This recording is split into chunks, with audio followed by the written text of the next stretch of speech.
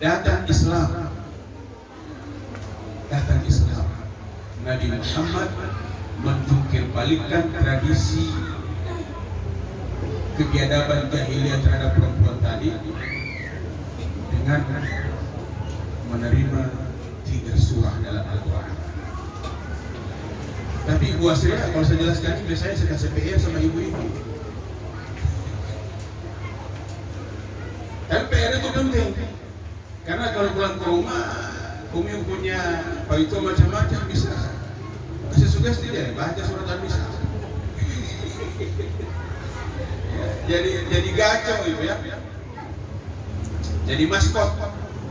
Yang pertama surat An-Nisa, suratul Nisa. Dari seluruh kebiadaban jahiliyah, perlakuan pelecehan terhadap wanita oleh kaum jahiliyah, oleh masyarakat jahiliyah, dihabisi, dicungkir balikkan oleh Nabi dengan 3 surah dalam Al-Quranul Karim. Ini penting saya ulang. Karena ini biasanya materinya panjang, saya bawa dalam sekitar 15-20 menit. Karena kita lagi jam tirusi katanya begitu muslim. Suratul Nisa, surah tentang perempuan, tentang wanita. 30 juz Al-Quran, 114 surah, tidak ada surat Rijal, tidak ada surat Rajal, tidak ada surat tentang laki-laki. Maksudnya komunitasnya, jenis kelaminnya. Kalau perempuan ada surat An-Nisa. An-Nisa itu nama umum bagi jenis kelamin perempuan. Siapapun dia, mau gadis kah, masih anak-anak, atau sudah ibu-ibu, sudah ajus, namanya An-Nisa, perempuan. Itu diangkat oleh Allah menjadi nama satu surah dalam Al-Quran. Dan hampir separuh dari ayat-ayat surat An-Nisa bicara tentang pemuliaan penghormatan wanita. Hukum-hukum suami menggauli istrinya, hukum istri memperlakukan suaminya di dalam kehidupan rumah tangga mereka dan dalam kehidupan masyarakat.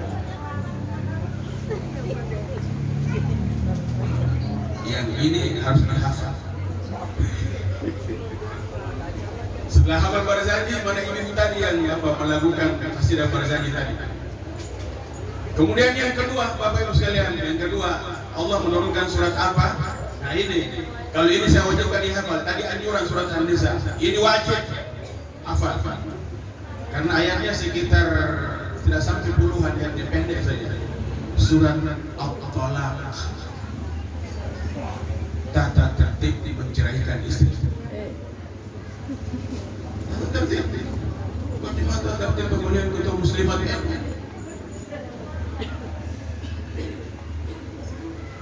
Nabi SAW bersabda, "Abghadul halali indallahi talaq." Sesuatu yang halal tapi dibenci oleh Allah Subhanahu wa taala. Saya ulang. Sesuatu yang halal tapi dibenci oleh Allah Subhanahu wa taala. At-talaq, yaitu menceraikan istri. Saya kalau baca di depan hari di rumah, itu udah coba ulang. Padahal dia sudah hafal itu situ. Coba ulang. Rupanya asyik dibacakan kepada mereka yang begitu itu. Sesuatu yang halal sekaligus dibenci oleh Allah adalah talak. Ibu membahas ini membutuhkan 9 SKS belum selesai. Oleh kampus ya serius. Ini masuk dalam mata kuliah Fakultas Syariah, jurusan Ahwalus Syahsiyah, hukum keluarga Islam. Dia belajar dari semester 1 sampai semester 3. Karena tidak gampang menjelaskan mengapa sesuatu yang halal sekaligus dibenci oleh Allah. Karena melecehkan perempuan itu tradisi masyarakat jahiliyah yang saya bocorkan saat. Jadi Allah mengatakan, Rasul mengatakan, melecehkan perempuan, meninggalkan perempuan, memisahkan, mengusir dia dari rumah tanggamu, itu sangat dibenci oleh Allah Subhanahu wa taala. Karena itu kebanyakan suami jangan tersilap kalau pernah melakukannya. Apabila mereka dengan sengaja meninggalkan istrinya dengan alasan yang tidak rasional, dipastikan suami itu hidup dalam keadaan tidak normal. Tidak normal bukan berarti gila, bukan. Dia sudah tidak tahu bagaimana mengurus bajunya, mengurus makanannya. Itu saya saksikan itu Bapak Ibu sekalian. Saya bilang sama dia, ente zuat saja. Dia bilang tidak sama, dia mau balik susah. Tapi kondisi-kondisi ini yang menentukan adalah kaum ibu di dalam rumah tangga kita. Sebelum saya jelaskan tambahan sedikit, surah yang ketiga, ini yang kedua surat Al-Talaq, tata tertib menceraikan istri. Etika menceraikan istri. Kemudian yang ketiga, langsung kepada person orangnya, surah Maryam. Kalau boleh di tes ibu muslimat yang sebelah sini karena mereka agak kurang panas, ada angin di sini. Siapa itu Ibu Maryam?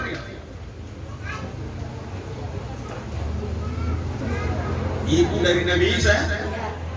Itu salah satu wanita tersuci di alam semesta. Salah satu, ada beberapa orang-orang diangkat oleh Allah Subhanahu wa taala untuk menjungkir balikkan peradaban jahiliyah yang melecehkan kaum wanita itu. Ternyata ada wanita yang bisa hamil tanpa suami. Coba dipikir secara rasional. Itu adalah penjungkir balikan logika normal manusia. Seorang istri, seorang wanita hamil karena ada pasangannya. Ini wanita hamil tanpa pasangan. Siti Maryam. Seakan-akan Allah ingin bicara, hei laki-laki jahiliyah, kamu itu tidak ada apa-apanya di mata wanita seperti itu. Ini bagian pertama ceramah kita. Yang kedua, setelah itu Allah Subhanahu wa taala membuka ruang kepada Nabi untuk memberikan peran bagi kaum ibu, kaum wanita. Ada banyak ini file di otak saya tentang peran wanita sepanjang peradaban sejarah sampai ke sejarah muslimat NU. Ada 7 wanita hebat muslimat NU dari pusat sampai ke daerah yang saya tahu persis. Tapi saya ingin memberi contoh dari mana kehebatan dari seluruh wanita yang ada di bumi ini. Paling tidak ada 2 dari istri Nabi. Yang pertama Siti Khadijah, Khadijatul Kubra.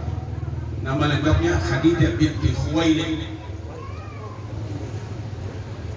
Khadijatul Kubra itu gelar Khadijah yang besar. Yang dimaksud besar, fungsi dan perannya dalam rumah tangga Nabi ya sangat besar. Khususnya ini mahal ini Ibu Asria yang saya mau sebut ini, karena berkaitan dengan Ibu Siti dan teman-temannya yang sama aktivitasnya dengan Ibu Siti. Siti Khadijah itu seorang entrepreneur, seorang pengusaha. Kalau sekarang pengusaha batu gomba, kita apresiasi Ibu Siti. Dan ibu-ibu lain yang pengusaha. Tidak ada sejarawan berbeda pendapat menjelaskan bahwa yang mendanai, yang membackup dana, ya, yang menjadi donatur tunggal pertama Nabi menyampaikan ajaran Islam 3 menjelang 4 tahun kota Mekah, kecuali 1 wanita namanya Khadijah. Dan Nabi mitra bisnis dengan Khadijah beberapa tahun sebelum kawin. Khadijah singkat ceritanya memberi barang dagangan modal kepada Nabi. Nabi bawa ke mana-mana. Ternyata setiap barang yang dibawa berlipat ganda sampai lipat ganda yang tidak bisa dihitung oleh Khadijah. Dari situ Khadijah jatuh cinta kepada Nabi Muhammad SAW. Jadi sejarawan sepakat semua, tidak ada yang sepakat. Jadi memang kalau perempuan jadi pengusaha itu ada satu keunggulan perempuan, yaitu jujur dan teliti. Betul Syarifah Balga sini. Yang bilang begitu bukan saya, Nabi yang bilang dalam hadis. Saya terjemahkan pakai bahasa Indonesia. Perempuan itu jujur dan teliti. Jadi suami kalau banyak followers, jangan kita bersilat lidah. Ya hafal itu. Sampai ke koma-koma di belakang ya hafal. Mana ini, mana itu. Macam-macam. Kadang-kadang bikin hawa suami juga. Saking telitinya istri. Tapi sesungguhnya istri merupakan ya panglima keamanan ekonomi dalam rumah tangganya sendiri. Jadi peran Siti Khadijah sebagai istri selain sebagai pendamping suami, dia merupakan wanita karir, wanita pengusaha yang secara mencatat sebagai memiliki andil besar membackup dakwah Nabi Muhammad SAW. Pada saat wanita-wanita Arab termasuk Hindun, istri Abu Sufyan, mencaci maki, menghina Nabi sebagai seorang laki-laki gila karena mengaku sebagai Nabi dan Rasul, semua wanita menghindari, wanita Quraisy menghindari Nabi. Siti Khadijah tampil mendampingi Nabi, melamar Nabi sebagai suami. Ketika Nabi mendapat wahyu yang pertama dalam Al-Quran, surat Iqra, ya, sesaat setelah pulang dari Gua Hira, masuk ke dalam rumah dalam keadaan gemetar, wanita pertama yang mengetahui surat pertama turun adalah istrinya sendiri, Siti Khadijah. Karena itu dalam Barzanji, saya ulang kembali tadi, hati-hati kalau kita dengar orang baca Barzanji, jangan miris. Ya, apa itu? Hati-hati. Karena dalam redaksi Barzanji itu disebutkan di sana bahwa di rumah Nabi itu, wa fi jaddikum, wa fi baiti jaddikum, di rumah kakek kamu wahai Hasan Husain, diturunkan Al-Quran untuk pertama kali dan selalu turun selama Nabi hidup. Itu dalam redaksi Barzanji. Jadi yang pertama kali wanita, kelompok wanita yang mengetahui bahwa Al-Quran turun, Siti Khadijah, ibu. Yang kedua, wanita juga bukan hanya sekedar sebagai pengusaha. Wanita itu bisa menjadi seorang ilmuwan, seorang ulama wanita. Siti Aisyah. Ini Pak Adi sudah tak nasibahkan. Siti Khadijah, Siti Aisyah, Siti di depan. Luar biasa. Jadi wanita-wanita yang selalu bernama Siti di depannya itu ada pemulihan di sana. Siti Aisyah itu menghafal hadis. Ibu perhatikan ini. Siti Aisyah menghafal hadis lebih dari 10.000 hadis. Seperti apa otaknya baik-baik. Ini saya persingkat. Karena pada saat saya lihat ibu semuanya semangat, muncul semua yang saya baca dulu. Coba kali korek tiba-tiba saya tambahin, coba kipas. Lebih dari 10.000 hadis dia hafal. Khusus hukum-hukum yang berkaitan dengan ibu, dengan wanita. Bagaimana wanita menghargai suami, bagaimana hubungan suami istri, bagaimana sikap istri ketika suami menggugat cerai. Itu semua diriwayatkan oleh Siti Aisyah radhiyallahu anha. Luar biasa Siti Aisyah. Tegasnya yang terakhir bahwa pendidikan dalam rumah tangga itu sangat ditentukan oleh ibu. Peran ayah, bapak, CB dalam rumah tangga itu terbatas dan singkat waktunya, sesaat saja. Ibu sejak mengidam jam 1 malam, biar ente Habib besar, maaf. Saya seseorang cerita sama saya, seseorang itu yang bersangkutan, Habib yang cerita sama saya. Ente tahu urusan mengidam dan obatnya. Saya mengeluh, Habib, ini Nabi Harim kalau mengidam, aduh, habis doa. Dia bilang memang tidak ada doanya. Jam 1 malam, kalau dia suruh ente pergi cari sate kambing, orang itu keliling kota Palu. Jam 1 malam. Kenapa begitu, Bi? Itu karena seleramu sendiri. Karena seleramu sendiri, dari dirimu sendiri yang memerintahkan ente cari sate kambing jam 1 malam. Jadi ibu mendidik anaknya sejak mengidam, kemudian mengandung 9 bulan dan 10 hari normal. Setelah itu mendidik anak 2 tahun sempurna. Dalam Al-Quran disebutkan, wal walidatu yurdi'na auladahunna haulaini kamilaini liman arada ayyutimma radha'ah. Bapak ibu, terutama ibu yang ingin sukses mendidik anaknya, hendaklah mereka haulaini kamilaini, mendidik anak 2 tahun sempurna. 2 tahun sempurna menurut teori pendidikan anak dihitung sekitar 3 tahun. Bagi orang-orang yang ingin mendapatkan kesempurnaan pendidikan bagi anak-anak dalam rumah tangga, saat menyusui, di situ merupakan momentum yang sangat menentukan bagi seorang ibu terhadap anaknya.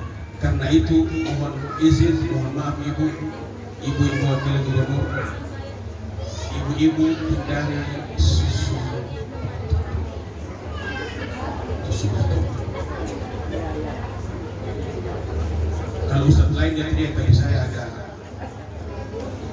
hindari susu botol bu, hindari susu botol. Yang bilang ke saya ini bukan hasil bacaan saya terhadap tafsir ayat Al-Quran.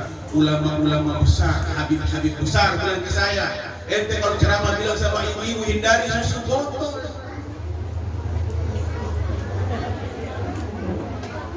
Saya bilang, kenapa Beb? Ini Allah dia tunjuk, Habib tunjuk. Ini Allah bikin ini untuk dia, untuk anak-anak. Kenapa dikasih yang lain? Akhirnya akhlak anak itu seperti yang punya susu di botol itu. Nah, ibu aslinya anak-anak.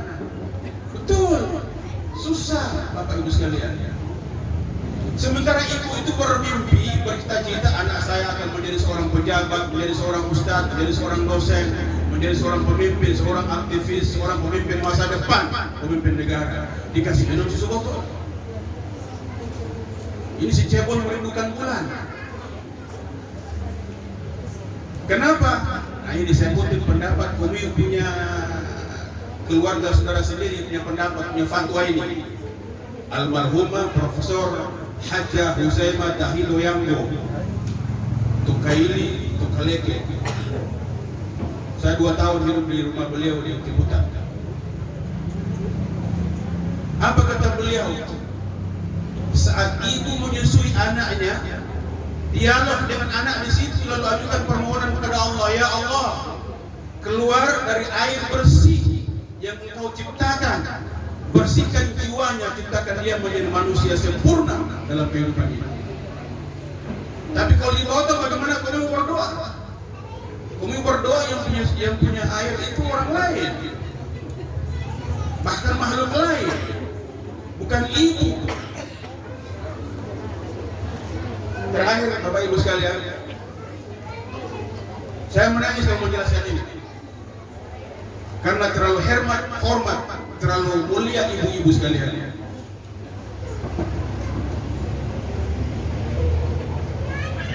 Nabi Musa memuliakan ibunya puluhan tahun, diurus ibunya di dalam gendongan, di dalam ayunan.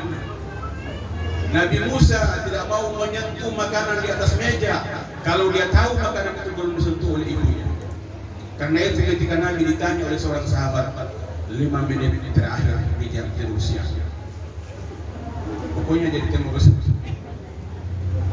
Man ahabbu ya Rasulullah, man ahabbu bi husni sahabati. Wahai Rasulullah, siapa yang paling berhak, yang paling baik aku jadikan sebagai teman dekat? Kalau Rasulullah SAW, ummuka, ibumu. Sahabat bertanya lagi, "Tsumma man ya Rasulullah?" Kemudian siapa ya Rasulullah? Ummuka, ibumu. Sahabat bertanya lagi, "Tsumma man ya Rasulullah?" Kemudian siapa lagi wahai Rasul? Rasul menjawab, ummuka, ibuku. Sahabat bertanya lagi, kemudian siapa? Abuka, bapak. Jadi 3 berbanding 1. Ibuku. Kalau Nabi saja menghormati seorang ibu luar biasa seperti itu, apalagi Mas Eko dan Abdul Ghani Juma. Ibu luar biasa. Karena itu ibu, akhirul kalam, supaya kita menjadi terhormat, ibu-ibu harus belajar. Karena ibulah yang mewariskan pendidikan pertama kali pada seorang anak dalam rumah tangganya. Saya sering menyebutkan, Kiai, Haji, Profesor, Doktor, Al-Mukarram, siapapun yang ada di kampus, di pesantren, itu guru kedua setelah bapak dan ibunya dalam rumah tangga. Betul atau benar? Karena itu ibu harus belajar bagaimana caranya mendidik anak dalam usia 0 sampai 7 tahun itu. Karena sesudah itu ibu akan kirim ke sekolah mereka. Belajar agar ibu mampu mencetak generasi unggul di masa depan. Wanita muslimat NU saya kira memiliki potensi besar untuk itu. Wanita Al-Khairat memiliki potensi besar untuk itu. Wanita Aisyah memiliki potensi yang besar seperti itu. Dan Ummahat jadi Indura memiliki potensi besar untuk itu. Kita menunggu putra-putra terbaik bangsa di tangan ibu-ibu sekalian. Lebih dan kurangnya mohon dimaafkan. Adanallahu wa iyyakum ajma'in. Wallahul musta'an. Assalamualaikum warahmatullahi wabarakatuh. Sesuai perintah dilanjutkan dengan doa.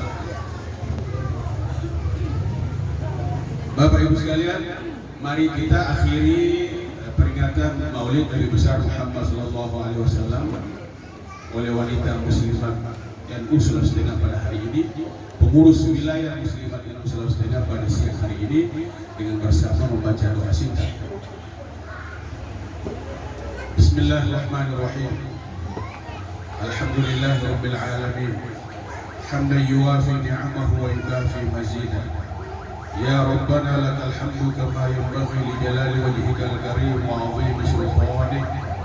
Allahumma salli wa sallim ala sayyidina Muhammadin salatan tunjina biha min jami'il ahwali wal afat wa taqdi lana biha jami'al hajat wa tutahhiruna biha min jami'is sayyi'at wa tarfa'una biha indaka a'la darajat wa tuballighuna biha aqsal ghayat min jami'il khairat fil hayati wa ba'da al-mamat.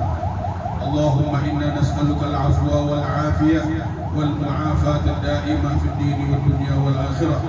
ربنا آتنا في الدنيا حسنة وفي الآخرة حسنة وقنا عذاب النار. وصلى الله على سيدنا محمد وعلى آله وصحبه وسلم والحمد لله رب العالمين.